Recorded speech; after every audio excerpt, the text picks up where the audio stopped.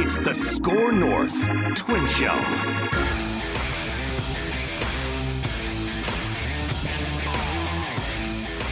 Hello, everybody. Our guy Trevor Plouffe would ordinarily be filling this empty box here on the YouTube channel, but old Macadac dropped the ball on communication. It is not Trevor's fault. It is my fault. Trevor will join us tomorrow on the SKOR North Twins Show. Listen, I have a business to run here. You're right, okay? Right-sizing SKOR North. That's what it is. Yeah, Trevor Plouffe. We are not re-signing Trevor Plouffe because we have a business to run. So, yeah, I mean, if you missed yesterday's episode, it looks like it's one of the most consumed ones that we've done in the past probably 12 months. So thanks for supporting the SKOR North Twins Show. I guess, and we'll get to a couple things, and the Twins are on the grid here, so we'll just have a fun little 20, 25-minute short episode. We'll do more with Trevor tomorrow, but I'll be honest, we got done with that episode, and I thought, yeah, we were really scathing on that episode. And my first thought was, I hate feeling that emotional about, like, I hate feeling that level of negative emotion and it kind of spills out on a podcast, just speaking for myself.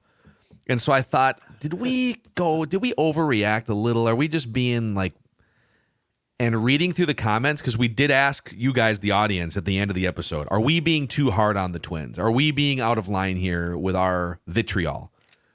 And man, 100% of people that answered that question said, no, you are not. We are fed up. There's Reddit threads that are on fire right now. Obviously, the comment section on the SKOR North Twins Show channel and the other SKOR North YouTube channel. So before we get to a couple other just comments from players and sort of, is Royce Lewis happy here? What's going to happen going forward? Any thoughts from you guys off of the reaction to our episode from yesterday? I mean, I'm still mad, but I'm mad at the team. I'm still mad at the team. I just can't. I can't get my head around this strategy. And at no point in time are they like trying to change the tune, right? At no point in time are like who's running the corrections here of like, you know what, we got a lot of people that hate us now. It's going to turn eventually, and there are some people, don't get me wrong, who are here now. It's going to turn to apathy, which is sports death. But the reality is right now, if you're ever going to try and save it with a certain faction, now is the time to get back out there and be like, whoa, okay. We need to address this again because we did it under the cover of a Vikings game against the Packers. Our Joe Pohlad said a lot of things that probably don't really track well. They come off as arrogant. So I just don't understand what they're doing, and I don't understand why this is just considered to be. Speaking of, I don't understand why this is considered to be sound business. Like, if it's a business, how is this considered to be sound business? I mean, even big corporations eventually sometimes come back and say, we screwed up. We screwed up the messaging. So I remain upset, but I'm not upset at what we did. I'm not upset because of what we did. I'm upset with the team still. I just don't get it. Yeah, I felt better that we were able to get that off our chest yesterday. Honestly, I did. Yesterday, even we had a late dinner with my wife, and she was like, were you? Because sometimes she can hear me. Obviously, like I'm upstairs. I'm in the studio today, but when I'm upstairs broadcasting, she's you a little triggered there, guy.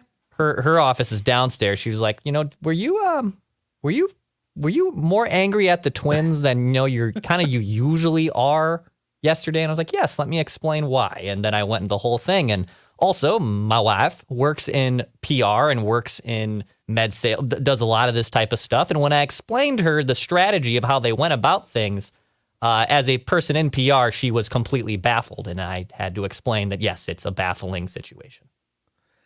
Yeah. I don't know, man. Like, I think now it's tough because what you want to happen is for ownership to be all in on producing a winning team and doing a thorough, curious evaluation of the entire process. But it feels like the thorough evaluation is more about business. I mean, Joe Pohlad made it very clear in his comments on Sunday. Business is the priority. And I sound like Triple H, the famous wrestler. It's what's best for business. Business, What's best for business. And so if you're a Twins fan and you're thinking about where to spend your entertainment money, I've heard from a lot of fans who have either canceled their season tickets. I don't know. Maybe it gets balanced out. Maybe there's enough people that are just casual fans, or it'll be really interesting to see what the long-term effects are season ticket, or if they've got another couple cards. I still think there's going to be a shakeup or two, and having Royce Unchained, we recorded this morning, and Doogie, they both seem to think Thad Levine. Doogie said, or was it Royce said Thad's contract is up, right? Yeah, that was Patrick. And Falvey refused to comment when asking about Levine's status on Sunday. But that's a scapegoat. But like they could, I mean, there's a couple things they could do, but obviously it's Falvey, Rocco, Joe Pohlad is sort of the three main pillars here. Right. But in order to show fans that, no, we do hold people accountable to some extent, and we do care about, we don't just keep everything in place after 2 collapses in 3 years. There could be a pitching coach change, a new general manager, Thad Levine. I'm just saying, like, I do expect some things to happen. Educated guess. And also, Phil, you approached this either early this week or late, I think it was last week. So if you're saying, well, accountability, come on, you guys, right? The Giants. Look at what the Giants did. Well, Farhan Zaidi. Yeah, but you brought that up as a possibility and said it probably won't happen. They set a franchise wins record like 3 years ago. So, and he also well-respected Dodgers, A's back in the day. Yeah. They canned his ass yesterday. Yeah. Yeah. So, but I mean, there is your accountability if you are really engaged with the product. On the Correa Royce Lewis front, we touched on this a little bit yesterday, but it was mostly a Joe Pohlad sort of organizational discussion. But man, I mean, Correa was asked about the collapse, and he's been hammering young players anonymously. He hasn't named any names the last few weeks, but after saying, if you have anybody to blame me for going down for 2 months. But then he gets into, we need players to actually sacrifice a lot to get better, and then we're going to end up being a better team. He said, we need players to get on board, put in the work, and take this seriously. If guys just receive that message and are motivated for a week or two, then we're going to go nowhere. And then Royce Lewis came firing in his own way when asked about the situation. I didn't realize it was just on us, the players. Now I know that we're going to carry a lot of the load, especially the young guys. The cheap guys is the best way to put it. And this after Royce very publicly was not happy with the organization trying to move him to second base during the season. What do you make of like the two main figures for this team, Royce Lewis and Carlos Correa, maybe being at odds with each other, but certainly just not happy at all with the way things trended in the last couple months of the season? So there seems to be a collective of Correa, even Rocco, too, that have expressed displeasure with how people, and probably specifically younger players, are preparing for games. Rocco went on a big rant on Saturday afternoon during availability about how it is about preparation and keeping that same preparation all season long, and no matter what the stakes are, whether you're climbing up the standings in May and June to bank wins, or whether you're trying to clinch a playoff spot, you have to prepare the exact same way every single time. And it seems like there was a collection of players, maybe the younger ones, maybe the Royce Lewis, Brooks Lee. I don't know if I want to loop in Austin Martin, but the rookies, the younger players here. And I don't know if I'd call them fun bunch though. Like it's younger generation versus older generation. It's the same argument we have with, boomers versus, Gen X or millennials versus Gen Z. Like that always is going to exist. I wouldn't call it a fun bunch, but there's definitely a group of players and younger players that did not prepare for games in the rightful eye that veteran players and management wanted them to prepare for. And like, look, there's how and why is that? Yeah. Like, this is your livelihood in which you can make millions of dollars. Well, how is that even a discussion? that players aren't putting in the necessary work or don't understand. That is wild to me. And that's, I know we're going to pin it on the players, and some of it's on the players. Like, dude, what are you doing? This is your chance in life. But it's also organizational. It's leadership. It's everything, right? Well, it's way more than just them not preparing to. I think that there's clearly also a systemic thing where probably younger players looking at this saying, is this the best way to go about things? Like, is it? And I think there is an area where the younger players do have a side to say, I don't think that this is the right way to go about things. Yeah. So it sounds to me like first of all, that there's a fracture in the clubhouse between young and old, which is very, very bad, because if Correa's won, he is conceivably here for the long term, and he's supposed to be your captain. But the other problem with this whole pissing match that broke out is this. So the Twins collapsed. And you know what? Royce played. He struggled big time. Brooks Lee got hurt. He came back. He was not the same. But here's my problem with this sort of undercurrent of tension. The younger players are at fault, but first of all, Correa comes back from missing 2 months, which by the way was supposed to be 10 days. Yeah. And he's going to pull rank now. If I'm a player, I'm like, dude, you've lost the credibility to pull rank.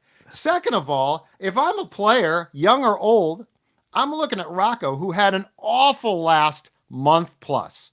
He had a terrible, he made bad decisions. He lost, I think, the team. Like, there's a lot of things, and you're going to pull rank and tell me that because I didn't prep right, that's why. Like, I get I think Royce has maturing to do, but I also think that Royce has a point with his quotes, which is you guys are literally pinning it on us. Like, like Carlos is saying, well, if the prep had been, he's essentially saying if the prep had been better. And then when I gave him the chance to name names, if you're going to do that, name people. He's like, no, I don't want to name names. I'm just going to put it out there. I wish you would have named name. You know, you might as well just go full nuclear. Well, yeah, but I mean, if you want to get to the core of it, you know, it's clear there's a very small group. like this is not. Well, I'm actually talking about Carlos Santana too. It's very clear. So there are people on the SKOR North Twins Show that don't put in the work, and I'll just leave it at that. Yep. Like, what? Wait a second. Well, I think it's the Twins Show and Flagrant House. Yeah, or I was going to say it's the Twins Show and Judd's Hockey Show. I'm not going to name. There's too much. Our culture. I think we got too much prep there. I think we got too much prep in Judd's Hockey Show. I think we need to focus our attention here. Jesse comes on just firing, so that's get a little tired toward the end of the year. Show. She carries the whole show. But anyway, you know, can Royce mature? Absolutely. I'm sure Brooks Lee can too. They're young, but it feels like they are coming from a standpoint of we're being dumped on for all of this. Yeah. And and Rocco, right or wrong, he might be a puppet, he might not be, but there's a lot. There's like, I don't feel like we got the proper self-reflection aside from Falvey almost tearing up, which to me is also like, come on, dude, let's talk about what you did. I'd far prefer to have you talk about exactly, give me chapter and verse on what you did wrong. Yeah. And the last thing too is, and this is a pro sports thing, but it's a Twins thing too. They love to hide behind we can't get into that thing. We can't get into that. Well, okay, so you can't get into it, but you botched it. Yeah, there's a lot of like covering your ass is a big thing. Sleight of hand of, yes. We acknowledge that this is a problem. We acknowledge that things went haywire. But we think that the people that are in place as it went haywire are the right ones to lead us going forward. But what about payroll? Well, yeah, payroll does play a role in it, but we just need to. But regardless of payroll, the team will be better next year, and it's like it's. And again, it's not even, we're not even 48 hours clear from the season. Like, okay, go put together a plan, and we'll see what happens in December and January with player movement. So I'll give them that. But Phil, didn't you just hit it? Didn't you just hit the very key thing? How on earth, the Sunday before you're about to play the last game of what's been a disastrous year as far as PR goes, and a disastrous finish, you're just going to come out there and say, status quo? Or we might fire a couple people, but they're not going to be the key people. This is what I don't get. So you can't tell me that you did in progress self-reflection. You know what I would have done, and I am just an idiot with a microphone here, okay? But if I were somehow, I am a businessman, or I'm a businessman. If I were somehow gifted a Major League Baseball team, and my Major League Baseball team absolutely soiled itself 2 out of the last 3 years, even if I was going to reflect and potentially keep the people in charge, because you know what? After some reflection, just talking to myself, after some reflection, I do think Derek Falvey is good at his job, and I do think Rocco's good at his job, and it's other things that need to change. And like, okay, people are going to be pissed about that. What I would have done is, both for the public and quite frankly for internal accountability, I would have come out on Sunday, or I would have actually waited till Tuesday so I could address the public. We're not hiding here. Let's talk. You guys are pissed. I am the front man here. I'm going to tell you that I'm not ready to announce any changes yet, because we're going to have a bunch of meetings this week and a bunch of hard conversations. And then we'll see what comes out of those conversations. At least let the public know that, you know what? I'm not going to say that everyone's jobs are safe right now. Even if you know that those jobs are safe. You know what? I'm going to make some people sweat that oversaw 2 historic Twins collapses in 2022 and 2024. And I think that would generate more goodwill with the public, because, okay, yeah, well, he's pissed too. Yeah, he's pissed just like we are. He's not going to take this. And even if at the end of that you decide, you know what, we are going to bring back Falvey, we're going to bring back Rocco, but we have an expectation that we don't collapse in September minimum, and that we put another banner up there next to the 1991 one that we can only celebrate for so long and have so many reunions for, right? So I don't know, just like the instant, whoa, everyone, hey, don't question the people that are in charge here, is a thing that probably sat wrong with me. So, I don't know. Any other thoughts before we move into Twins on the Grid? Plenty more off-season discussions. We'll have ideas for, if we were to fix the Twins, what would we do with this budget, that budget, free agents, trades, etc. But we'll do those episodes in the future. Yeah, I think there's still a conversation to be had about how much is Rocco invested in this team in the long term. Even with the backing from Falvey saying he's my manager and he's back. If you're gonna blow up his coaching staff, which are guys he fights for and loves, I don't think it's just as black and white as Rocco's back with the new staff. That's the pin I'll kind of drop in that. And then is he on like the bubble going into the season? And if they get off to another bad start, is he gone? If that's the case, they should have fired him now. Dex, do you think there's any chance that we see, because as Patrick talked about on Unchained, there's going to be changes, significant player changes. Do you think there's any chance we see a shocking player movement? In terms of shock value, like as in like one of their core players. Yeah, like oh my God, didn't see that one coming. I could see one guy, yes. One guy being moved. If they truly are sick of it, I can see one guy being moved. I think anything is on the table, because we know that they're looking at business and budget. I think anything's on the table. I'll say I think Correa and Royce Lewis are back, but I don't think those guys leave the season very happy with the way things are going down right now. Correa's back unless he doesn't want to, right? I think he's got a no trade clause. Yeah, but that, if he decides. But I guess my question is with Royce, he was incredibly frontal. And that last quote is incredibly frontal. And I guess my question is this. Was the clubhouse fractured because the team melted down and finger pointing clearly occurred? Or was the clubhouse fractured to the point of they're going to show up in Fort Myers in February and there's still going to be some harsh feelings between some very important players? Yeah. That's my question. And you have that? Only Royce Lewis can answer that question, because he's the one let's read between the lines here. Yeah. He used the word cheap publicly on the record. Yeah. We're the cheap play. Well, and again, he needs to mature, but I get his frustration. Yeah. So, hey, the Twins are on the grid. Let's have some fun here to end this episode.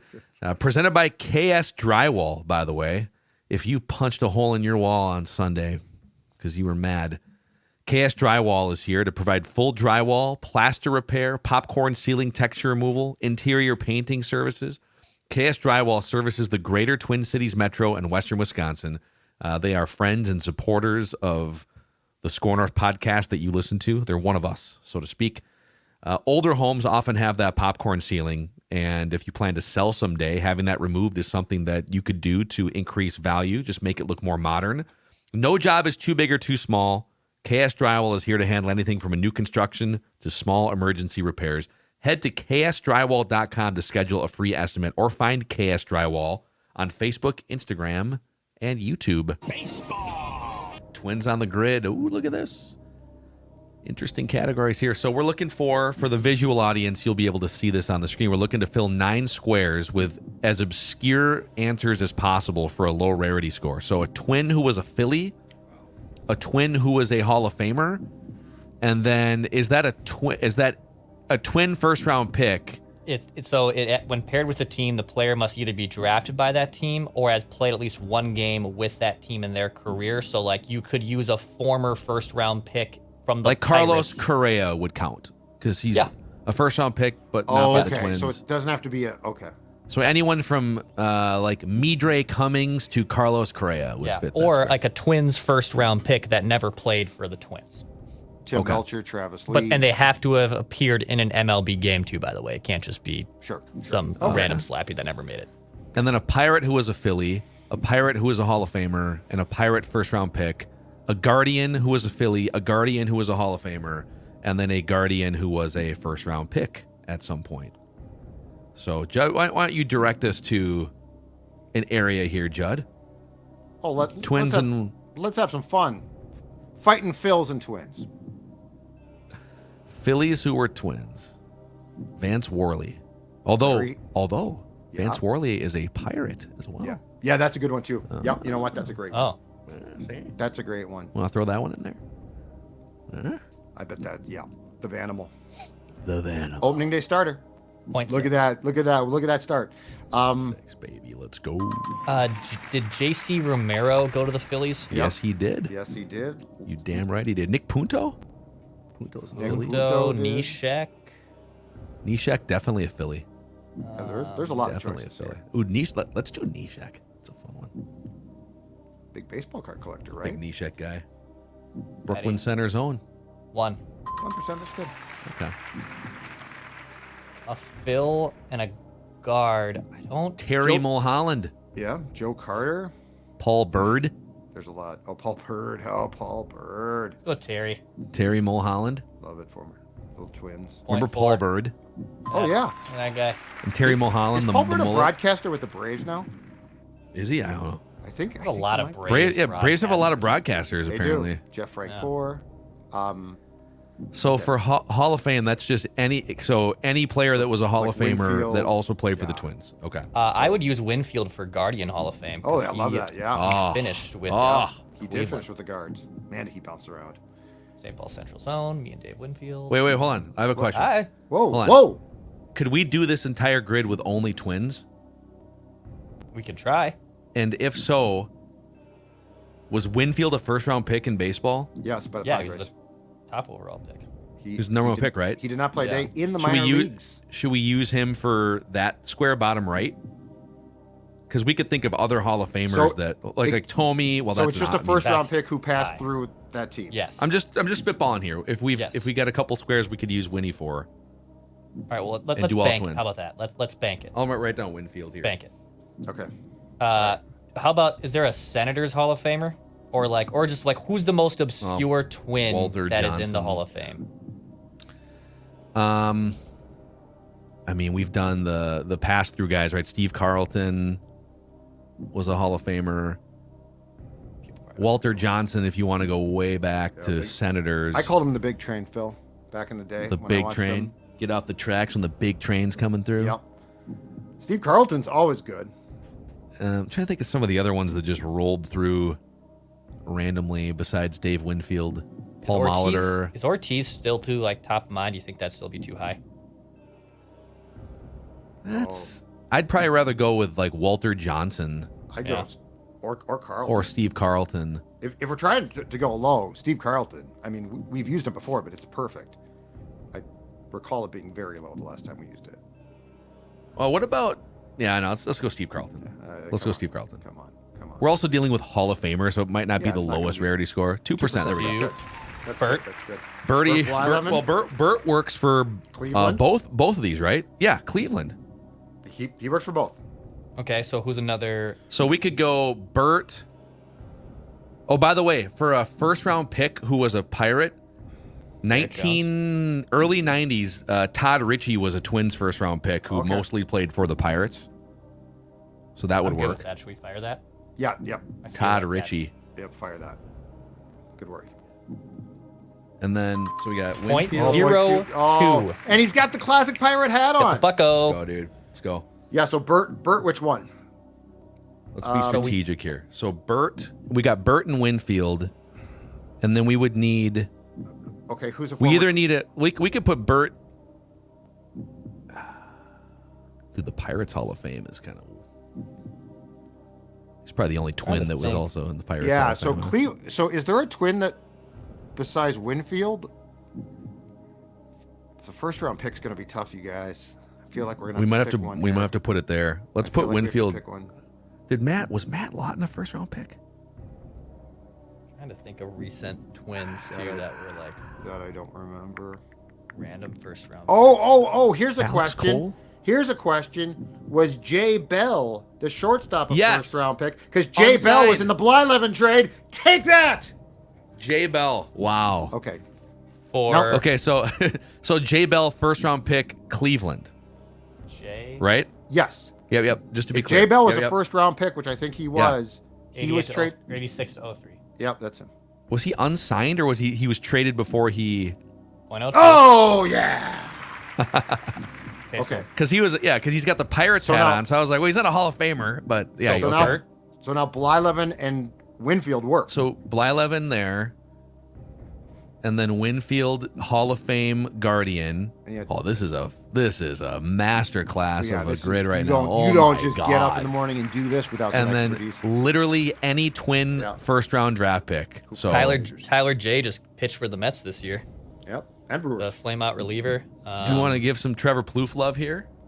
I feel Tyler J is going to be really. Tyler really J is low. good. I'm fine with Tyler J. Fudgesicle. I was just thinking of someone. I mentioned Midre Cummings. There's Adam Johnson, right? Was a top 3 overall pick. Willie Banks, wasn't he a first round pick? Yes, he was. Yes, he was. I mean, Willie Banks would be really low here. Yep. Tyler J, maybe recent. I don't know. Let's see. Really. I feel really good about this. I feel really, really good about this right now. 9. Wow. Oh my God. rarity score. Oh my God. With 3 of it 0.2 coming for from Tyler Bert. J. Yeah. Great job, guys. Great job. And Bert was probably the only option, right? For Pirates twin, for a former or guy that passed through the Twins, who's I'm trying to think of since Stargell, Roberto Clemente, Stargell, have they even had any Hall of Famers in the last 40 years? They've had really bad teams mostly since I was born. I mean, in the 80s. That 1979 We Are Family team that beat the Stargell? Orioles had Stargell, but wow, no, I mean I don't know. Honus Wagner. He was great to watch. I remember him. Hey, nice job here, boys. Yep. We got some venting off our chest here Nice work. the last couple days. Nice work. We're almost to 4,000 subscribers on the SKOR North Twins Show YouTube channel. So if you're just discovering this, please click that subscribe button and help push us over the top. We'll see you for a Trevor Plouffe Tuesday on a Wednesday tomorrow. Nice scheduling there, buddy. I'm sorry.